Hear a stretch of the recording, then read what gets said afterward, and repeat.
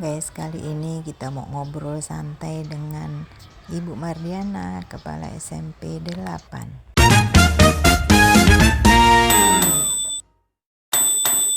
Apa kabar Ibu? Baik, alhamdulillah.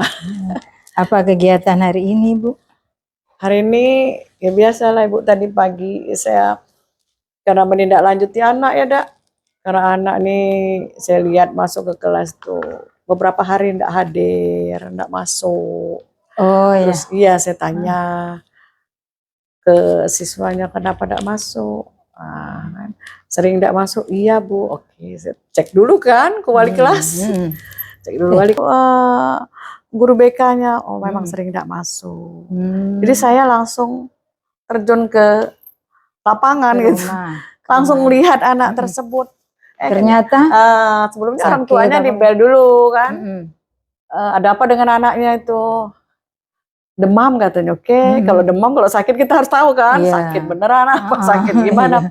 Ke sana, pas sampai ke sana rupanya anak tersebut ya itu kendalanya belum bangun karena dia tinggal sama nenek ya, sama kakeknya. Setiap hari begitu ya bangunnya siang. Mungkin dia begadang, Bu. Mungkin. Terus bilang nggak bisa kalau nggak sekolah. Nggak ada alasan. Kelas berapa? Kelas 8. Katanya tidak bisa bangun siang. Apa masalahnya? Tidurnya jam berapa? Jam 11. Apa yang dilakukan? Ya lihat HP. Main HP. Itu kendala. Salah satu kendalanya HP. Jadi anaknya itu ya kesiangan. Nggak dibangun. Hampir rata-rata setiap. Mungkin dibangun tapi susah. Susah. Nah, sudah itu udahlah biarin aja. Jadi kita udah sering itu Bu. Sering. Jadi kita buat ya. dulu perjanjian kan. Saya jarang-jarang terjun ke lapangan langsung gitu. Tapi ini saya harus lihat dulu apa nih, kan? Ya, saya tanya kenapa nggak bisa bangun siang, Bu. Oke, masalahnya apa? Saya tanya kakeknya tidurnya jam 11. Oh, saya bilang gitu. Anak sekolah tidur jam 11 gimana ceritanya, Bu? Iya. Jadi, seharusnya minimal maksimal jam 5 itu sudah bangun, Bu ya. Karena masuk sekolah kan jam 7. Iya. Karena di dalam pembelajaran untuk naik ke tingkat berikutnya ya kan 85% kehadiran harus hadir. Kalau kurang dari situ kan gimana kalau ceritanya? misalnya kehadiran nggak sampai 85, nanti akan jadi dilema untuk dia. Bisa saja tidak naik. Gimana pelajaran mau terserap Bu kalau 85 enggak sampai 85% belajar di sekolah. Nilainya gimana Bu? Nilai anak itu biasa-biasa aja. Nggak terlalu rendah. Tapi itu dalam kriteria kenaikan kelas ada absensi kehadiran namanya Bu. Banyak sih Bu kegiatan di sekolah itu kalau ketemu. Tapi cuma satu itulah Bu ya. Hari ini hanya satu, hanya menerima. Maksud saya yang kasus anak seperti itu. Apa? Ya, kita bertahap sih Bu. Liatin anak itu kan satu-satu. Ada maksud saya yang ini yang sering nggak masuk. Ya, kan dari 800 ada beberapa, hampir 1000 lebih. Ada beberapa. 1000 lebih. Tapi alhamdulillah yang lainnya ya tidak terlalu parah gitu kan. Kadang-kadang aja. Terus kalau saya sering lihat ini Bu, anak-anak masih seragam sekolah SMP, kadang kan pas jam sekolah itu ada yang nongkrong, ada nggak murid sini? Iya. Nggak ada. Nggak tahu juga kita kan Bu. Kalau di luar selagi kita di dalam kita ngamankan. Takutnya itu Bu. Itu, saat mereka ini tuh dari sekolah berangkat. Bener. Nggak taunya nggak ke sekolah. Jadi apa orang tuanya taunya berangkat ke sekolah. Makanya kita harus langsung. Kalau dia bilang tidak sekolah karena sakit ya gitu. Mestinya begitu kan. Kita ke sana tapi ya itu kita harus juga dibantu oleh guru BK, guru kelas, ya, harus kerjasama juga dengan orang tua ya Bu ya. Kerjasama. Dan orang tua harus mendukung, jangan menutupi. Iya benar. Sakit padahal nggak sakit. Ternyata pas kita kunjungan ke rumahnya nggak sakit. Ya. Terus orang tuanya gimana? Neneknya gimana? Neneknya diam aja. Pendidikan tidak mesti diserahkan ke sekolah dong. Iyalah, di sekolah kan cuma berapa aja. Harus sama-sama. Harus sama-sama. Kalau ada kendala orang dengan tua, anak ini, lingkungan. Iya. Ya. Kalau aku lihat anaknya tadi, Enggak tipe anak yang nakal, tidak, bukan. Kadang bukan. memang kayak gitu Bu, yang anak kelihatannya pendiam ini nggak taunya diem-diem ini nggak masuk sekolah. Kita sama-sama masyarakat juga harus menginformasikan. Iya, saya sering lihat tuh anak-anak pada nongkrong pakai abu-abu di jam sekolah. Di jam sekolah. Ini harus peduli, masyarakat harus peduli. Iya, masyarakat. Tapi itu kadang-kadang masyarakat tidak peduli, atau terserahlah bukan anak saya gitu kan. Iya. Padahal kan itu penting. Cukup mereka menginformasikan. Oh ini anak misalnya SMP 8, oh ini SMP berapa? Telepon aja, cari tuh browsing SMP berapa. Ada aja guru temannya gitu kan. Jadi kalau saya begitu diinformasikan Bu ya. Jadi nanti kapan-kapan kalau misalnya ada yang kayak gitu. Tapi saya kalau lewat sini sih enggak sih. Di arah sana Bu, di tempat sebelah kantor itu kan. Kebanyakan sih anak yang SMA kayak gitu menongkrong, nggak tahu anak sekolah mana. Iya gitu. Kita takut kan tawuran sekarang lagi. Anak-anak tuh kalau di luar sana sebenarnya kita nggak tahu kan, tidak bukan tanggung jawab kita kalau di luar situ kan, kecuali dia tawuran di sini. Tapi masih juga kita sebagai pihak sekolah harus peduli itu kan. Jangan sampai tahu-tahu murid kita nanti iya. masih SMP. Bukan masih SMP, SMA juga nggak boleh kan. Iya Bu, banyak kendalanya Bu. Kalau ini Bu, pembelajaran di kelas sudah ya kita kurikulum Merdeka. Alhamdulillah sudah, tinggal kelas 9-nya yang belum ya. Masih K13 kan. Kan baru 2 tahun Bu. Umer di sini baru 2 tahun. Artinya kelas 8, 7, 8 ya. 7, 8. Yang kelas 9 masih jadi K13. ngelanjutin gitu ya. Ngelanjutin yang lama. Kurikulum 13 gitu. Iya, menghabiskan mereka kan. Menghabiskan kalau tahun depan itu sudah mulai semua kan. Kalau yang ini Bu, P5-nya sudah? P5 alhamdulillah sudah. Kemarin kita habis manggil juga pemateri anti bully. Karena anti bully kan sekarang lagi marak Bu. Materinya dari Dinas Pak Zulkarnain ya. Oh Pak Zul. Iya. Masih banyak Bu ini anak-anak yang suka dibully dan membuli.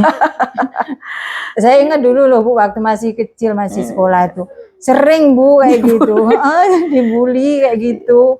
Kita pakai apa gitu kan? Zaman dulu kan belum kayak sekarang kan, stop bullying kayak gitu kan. Sering Bu, saya juga sering dibully dulu. Sama, saya juga dibully. Tapi kita dulu kuat. Iya, kita kuat dulu. Dibully, emang masalah buat lo. Tapi saya dulu Bu, waktu masih SD, sekolah itu kalau pulang dikejar Bu sama anak-anak yang cowok-cowok itu Bu. Dikejar-kejar lari-larian. Tapi enggak apa ya, besok masih santai aja berangkat ke sekolah. Enggak jadi dilema ya. Enggak, karena mungkin udah umum kali Bu ya. Kok sekarang beda? Sekarang beda ya. Bully itu dampaknya luar biasa Bu. Untuk anak-anak tertentu kan. Kalau yang tidak kuat dibully kan akhirnya dia minder lah, males lah sekolah. Iya. Ada kasus di sini Bu. Kasus yang alhamdulillah sih, kalau kasus pasti kalau dilihat pasti ada, cuman kalau menjadi satu masalahnya juga mudah-mudahan tidak sampai apa namanya viral kayak gitu kan. Tapi kita selalu mengantisipasi kan, sesuai dengan raport mutu pendidikan kan Bu, kita mengadakan kegiatan itu sesuai dengan raport pendidikan. Di mana kita yang menurun, disitulah yang kita kejar gitu ya, yang kita lakukan gitu kan. Kemarin nanti bully, besok hari Kamis insya Allah yang dipanggil pemateri bebas seks gitu kan, dari BKKBN kan. Itu kan memang harus sudah kita kenalkan juga. Nah iya, gitu. Untuk siswa yang kelas 7, kalau anti bully tadi kelas 8, karena nanti kan dia naik kelas 9, jangan sampai dia membuli adik-adiknya kan. Nanti ke depannya hari Kamis besok saya memanggil materi dari BKKBN. Bagaimana anak mengenalkan alat reproduksi Bu ya. Pergaulan bebas Bisa. Bagaimana mereka menanggapi pergaulan bebas, bagaimana juga mereka bisa menseleksi ini HP, gitu kan? Iya. Gitu kan? Karena kita sekarang nggak bisa ngontrol 100% anak. Nggak bisa Ibu. Luar biasa anak. HP itu sudah nggak tahu Bu kita ya, apa sih yang diakses anak? Nggak mungkin kita mau mantengin anak Satu-satu. terus. Ada lagi yang bilang privat kan, privat orang. Tapi kalau saya rasa anak kecil kan privatnya apa, ngerti paham apa dia, iya enggak? Iya. Kecuali yang 17 tahun ke atas. Tapi itu anak seusia itu kan masih ingin tahu Bu ya, apa sih ini kata temennya seperti ini, browsing. Mereka belum bisa memilah Bu, kan? Memilah mana yang baik, mana yang tidak baik. Jadi kita sebagai pendidik, sebagai guru harus menjelaskan ke anak, ini tidak baik loh nak, kan? Ini yang harus kamu lihat. Tapi bagaimana pada masa itu anak selalu pengen tahu, pesan mereka pengen tahu itu. Nah, ya kalau yang positif, yang pengen tahunya yang hal negatif, aduh ya Allah. Kalau yang positif enak juga. Tahu pelajaran, ingin tahu ini gimana sih rumusnya matematika seperti ini. Misalnya fungsi daun itu, nggak dicari itu. Di riwayat pencarian anak itu apa yang dicari? Kan? Maksudnya orang tua pulang-pulang cari sini dong, lihat dulu di HP-nya, klik aja pencarian. Anak kita itu carinya apa? Itu orang tua murid diundang nggak Bu yang? Kalau itu untuk anak dulu. Untuk anak. Kalau orang tua murid itu di awal tahun, saya sudah mengundang mereka. Ayo kita sama-sama. Sama-sama. Ini ya pengertian ke wali murid. Karena wali murid itu juga suka lupa Bu. Masukkan anak ke TK ya sudah di ini kan.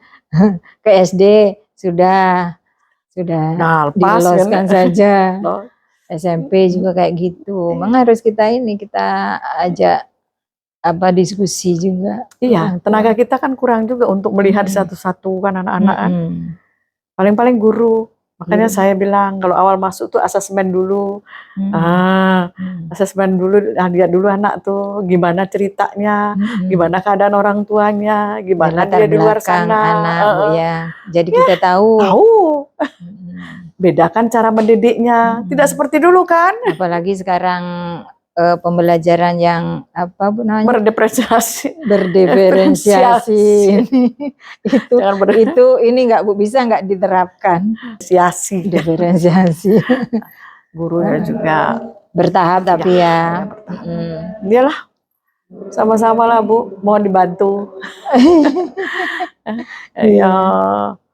Kita sudah bahu-membahu, jangan, oh ini bukan tanggung jawab saya, bukan begitu. Masyarakat juga harus peduli. Iya. Makanya saya sudah mulai mengamankan. Kalau dulu gerbangnya SMP 8 ini kalau istirahat dibuka. Gerbang yang sebelah situ ya. Saya tidak mau. Karena tanggung jawab saya dari jam 7 sampai jam 2 kurang seperempat kan. Anak-anak pas dari itu mereka mau pulang silahkan. Itu kan. Kalau masih di jam kan tanggung jawab kita, apalagi kita sebagai kepala sekolah ya. Itu harus berat Ibu ya. Anak 1000 sekian tanggung jawab kita. Kita semua yang ditanggung. Ya alhamdulillah Ibu masih diberi tanggung jawab kan. Nah, tapi kalau kita kompak, kita bahu membahu, kita saling dukung semua stakeholder yang ada, insya Allah kita melakukan yang terbaik. Iya. Untuk anak-anak masa depannya. Ini kan yang kelas 9 K13, yang 7-8 kurikulum merdeka. Menurut Ibu lebih fleksibel yang mana? Semua kurikulum bagus Bu. Bagus ya. Dari kurikulum 76, kurikulum yang mana lagi? Kan berapa sudah sampai ke mereka. Bagus. Sekarang yang kita pikirkan, apakah mindset-nya si pendidik mau ndak merubah itu? Iya enggak? Mau enggak menurut itu? Mau enggak merubah? Mereka berubah. Kan ada IT kan udah canggih sekarang. Iya enggak? Semuanya udah canggih kan Bu? Harus pakai internet, pakai apa? Mau enggak mereka menerapkan itu? Mau enggak ini ya, mengupgrade itu. Nah itu yang harus kita, ayo kamu bisa, nah, gitu kan? Itu yang harus kita lakukan. Itu yang harus kita lakukan ya. Iya, iya. Baik, terutama pendidik. Kalau nggak berubah. Masih banyak yang ini Bu ya, P3K kemarin ya? Ada 7, ada beberapa. Ada 7. Ya, apapun kurikulumnya, kita harus berubah. Terus kita harus mengubah cara mengajar. Iya, iya. Dulu TIK, sekarang CP, TP, dan lain sebagainya. ATP, KUSP. KUSP. Tapi sudah dirubah semua. Alhamdulillah Bu, ya? Ibu, secara bertahap sudah kita jalani, kita panggil step by orang-orang step, yang ya, bisa. Bu. Iya. Jadi kalau mereka mau belajar, kalau pendalaman materi di PMM ya kan Bu, itu harus dibuka. Iya. Ada semua di situ. Tinggal klik, ketik dan lain sebagainya. Kita mau mengajarkan materi ini, ketik aja itu. Ada di situ ya. Caranya ada semua di situ. Oh iya ya, nyampaikan anak begini, enak kan Bu? Iya. Kalau zaman kita dulu kita harus SPKG dulu kan. Kita harus nulis pakai tangan ya. Sekarang nggak harus. Yang penting gini, kalau ngajarnya minggu depan, minggu ini sudah dipersiapkan bahan ajar yang itu. Apa yang harus saya jadi terapkan? siap bener ya. Siap. Jangan mendadak-dadak. Nah, itu kan. Depannya itu. Jadi kalau mereka tidak masuk, di meja mereka ada sudah. Ada bahan ajar yang minggu ini. Supaya gurunya menggantikan ini. Oh ini. Itu yang bagus Bu. Yang harus kita seperti itu di sini. Belum selalu. Harapan gitu. Ibu gimana harapannya? Harapan saya begitu. Seperti itu. Saya sudah sarankan. Kamu RPP, perangkat pembelajaran itu harus jelas. Kamu tidak masuk, saya aja bisa ngajarnya. Iya enggak? Iya. Tapi harus sudah ada ini. Kita tahu kan batasannya ini. Iya, usahakan. Bertahap Bu. Bertahap aja Bu. Ya. Kalau untuk anak-anak Bu, harapan Ibu. Ini kita kan sudah banyak ini Bu ya, sudah banyak prestasi. Ya. Anak-anak. Saya sering lihat ini di Saya cuma satu Bu. Berharap mereka menjadi yang terbaik, anak-anak yang baik. Ya. Itu lebih penting. Attitude mereka lebih utama. Iya, benar Bu. Benar. Tata krama mereka karena lebih, itu nomor satu ya. Pinternya kayak apa, tapi kalau attitude-nya kurang baik. Itu apa Bu? Itu aja. Harapan saya itu aja Bu. Mereka ke depannya lebih baik. Akhlak terlihat 10-20 tahun mendatang tidak bikin masalah. Iya kan? Tidak ada masalah dan mereka. Ya. Itu kan harapan. Masih bisa menghargai guru. Menghargai guru. Makanya saya bilang, tadi pagi juga, setiap pagi setelah jam ke-0, tetap diterapkan. Hormat kepada guru, jam pertama itu kan membaca doa. Biasanya ada sholat, baca Yasin tuh dulu Bu ya, baca apa? Zikir di setiap hari Jumat kami Bu. Hari Jumat. Zikir, apa lagi? Baca Yasin gitu. Di Jumat. Siapapun yang bersekolah, kita sekolah umum sifatnya. Iya. Siapapun bisa masuk ke sini. Punya hak ya Bu ya, sama-sama untuk menerima pendidikan ya. Menerima pendidikan. Kasih waktunya Ibu sudah menerima saya. Semoga ke depan Ibu lebih sukses. Amin. Sehat itu yang penting Bu. Yang penting. Masih lama kan pensiun? Tahun depan Bu pensiun. 2025. Insya Allah. Masih. Yang penting sehat Bu. Yang penting sehat. Itu yang penting. Itulah yang nomor satu. Itu nomor paling satu. Mahal itu Bu. Mahal sekali. Paling mahal. Iya. Waalaikumsalam. Wah, ada hadiah ini. Di sini kuenya Nak. Cantik Ibu. Ini nasi goreng. Nah, nasi gorengnya lah Ibu. Ibu Korwil. Praktek siswa. Makasih ya. Kita isi buku tamu dulu.